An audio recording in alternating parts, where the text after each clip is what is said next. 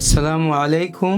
আমি প্রফেসর আহমদ মুর্তজা চৌধুরী আজকে আপনাদের সামনে ডেঙ্গু জ্বর এবং অন্যান্য জ্বরের লক্ষণের পার্থক্য নিয়ে দুই একটি কথা বলবো।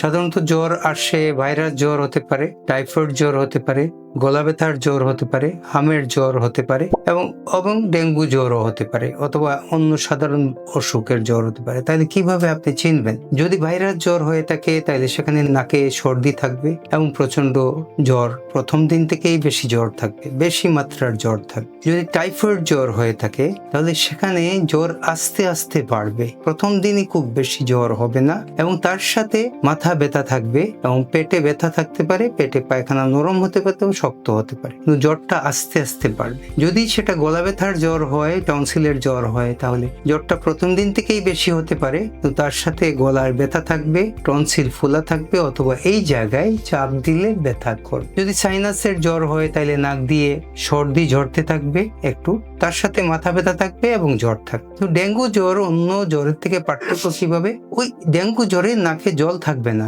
সর্দি থাকবে না, প্রচন্ড মাথা ব্যথা থাকবে এবং ডেঙ্গু জ্বরের আরেক নাম হলো ব্রেক বোন ফিভার, মানে হাড্ডি ভাঙ্গা জ্বর, তার মানে হাড় ভাঙ্গা জ্বর। অর্থাৎ এখানে এত ব্যথা হবে যে প্রত্যেকটা হাড়ে হাড়ে ব্যথা হবে, চোখের পিছনে ব্যথা হবে বেশি এবং জ্বরের মাত্রাটা খুব বেশি হবে। এই ধরনের কোনো জ্বর পেলে যেখানে সর্দি নাই, মাথা ব্যথা বেশি, চেহারা লাল হয়ে গেছে, অবশ্যই ডেঙ্গু জ্বরের জন্য পরীক্ষা করবেন। সেই পরীক্ষাটা 2 থেকে 5 দিনের ভিতরেই করতে হবে এবং বেটার সবচেয়ে ভালো হলো দ্বিতীয় দিন, জ্বরের দ্বিতীয় দিন অথবা তৃতীয় দিন NS1 অ্যান্টিজেন করবেন, তাতেই ডেঙ্গু জ্বর ধরা পড়বে। তার সাথে CBC একটা করতে পারেন, কমপ্লিট ব্লাড কাউন্ট। যদি 5 দিনের পর দেরি হয়ে যায় তাহলে অ্যান্টি ডেঙ্গু IgM করবেন, NS1 করে লাভ হবে না, সাথে NS1 করতে পারে। এইভাবে আপনি যদি সতর্ক থাকেন তাহলে ডেঙ্গুকে চিহ্নিত করতে পারবেন।